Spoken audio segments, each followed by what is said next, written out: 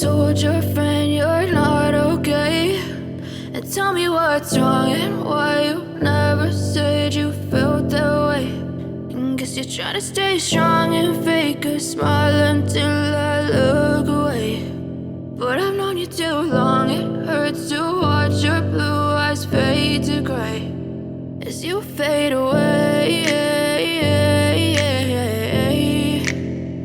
as you fade away.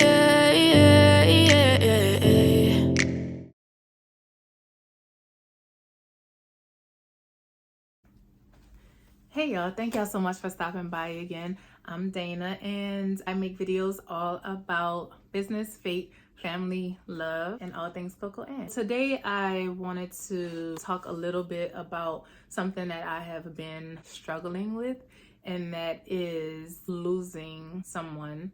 I lost my dad on New Year's Day in 2014. I lost my son. Well, he wasn't my biological son, but someone who I considered to be a son last year. And it has been such a challenge. Today was his birthday. We had a balloon release for him at his grave.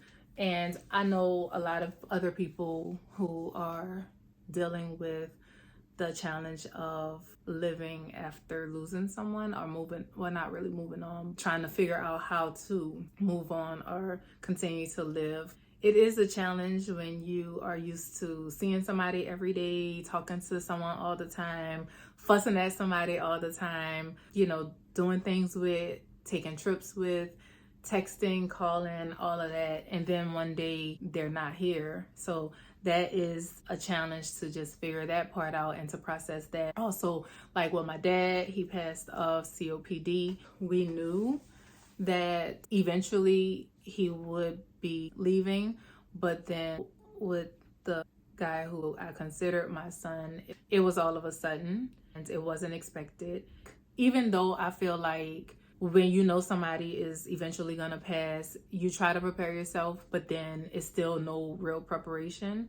But then when it's someone who it happens to, or they're taken unexpectedly, that's even harder to try to process. You have all these questions, all these just emotions. I went through a state of depression for an extended period of time. Hard to even acknowledge that I had a depressed moment or a depressed time, because as a child of God, our people always feel like, oh, you're a Christian, you're a child of God, you have great days all the time, you don't get depressed, you don't have mental health issues, all of these things. But that is so far from the truth. Although I know that God is always with us, it's just still a challenge even to grieve. I know the stages of grief and all of that. It takes time. I just would like to encourage anybody who is struggling with the loss of someone. I would just definitely encourage you to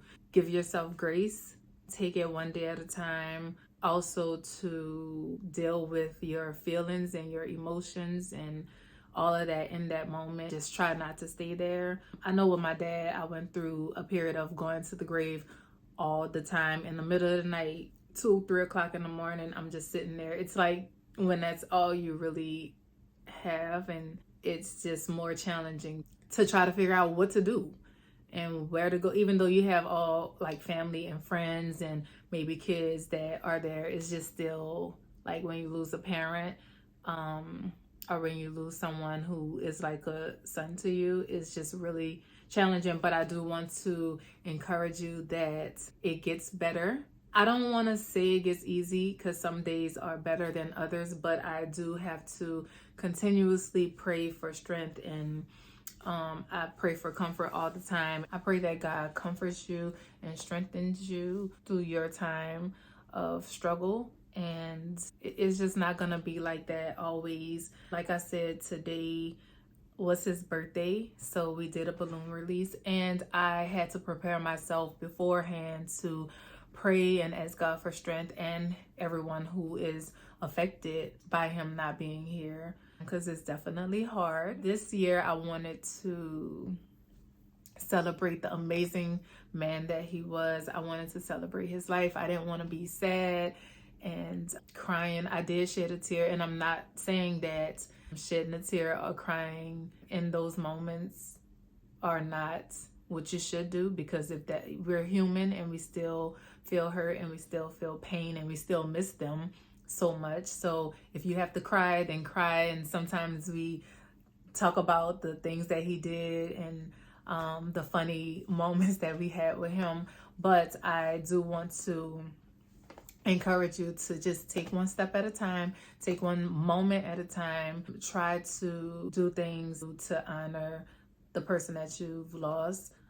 I know sometimes I like to go to the lake and I will journal. I have a special book for him that I journal in when I want to like talk to him or say certain things or whatever. And sometimes I just talk to him. Sometimes I've told many people about the cardinal sign right after he passed, when I did start getting back into going out and about. I would see cardinals all the time, so I kind of associate him with the cardinal because, you know, it means a loved one is near. So I always associate that with that. And even when I'm having a bad day or I'm like struggling with him not being here, I always see a cardinal. So I always feel like, all right, that's him, you know, saying I'm here, I got you, whatever. But I do want to encourage you to just give yourself grace, take one day at a time, and just know that it's gonna be okay.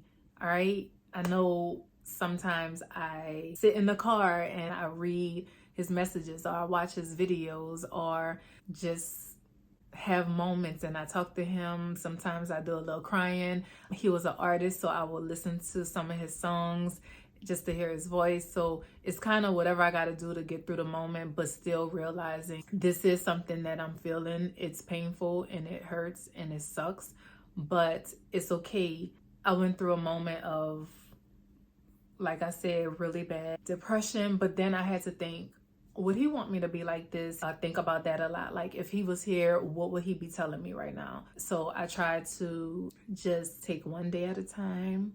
And I want to encourage you to take one day at a time to pray and ask God for strength and courage to face the day. Actually, the day before, well, yesterday, I usually pray and ask God to give me the word that he had for me for that moment. And I opened up the Bible. I usually just open up randomly. So I opened up the Bible and it was the Psalms 34:18, which is the Lord is close to the brokenhearted. And I just felt like that was meant for me in that moment because yes, my heart is broken. Yes, today was gonna be a challenge because it is his birthday and he's not here and we have to celebrate it at his gravesite. But it just still brought me comfort knowing that God was with me in that moment, as he is at all moments, but just in that moment of being brokenhearted and missing my loved one.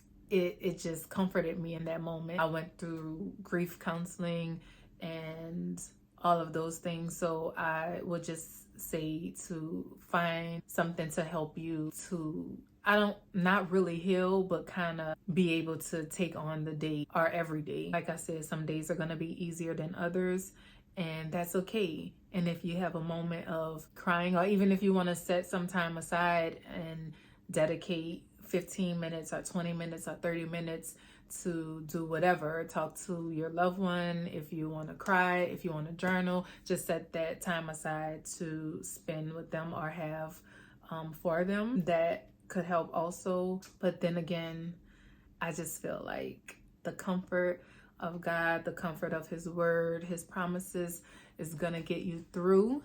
And just knowing that we will see our loved ones again someday, that's comforting also. I just want to encourage you to continue to not give up. I hope that helps someone who is struggling or dealing with losing someone.